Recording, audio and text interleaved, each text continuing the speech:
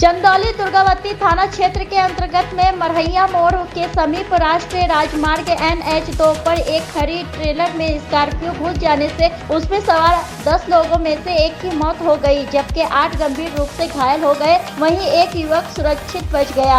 घटना शुक्रवार की संध्या 5 बजे के आसपास की बताई गई है। बताया जाता है कि सभी लोग स्कॉर्पियो में सवार होकर करारी गाँव में चैनपुरा थाना क्षेत्र के नौगारा गाँव शादी समारोह में जा रहे थे। चंदौली से अलीम हाशमी की रिपोर्ट।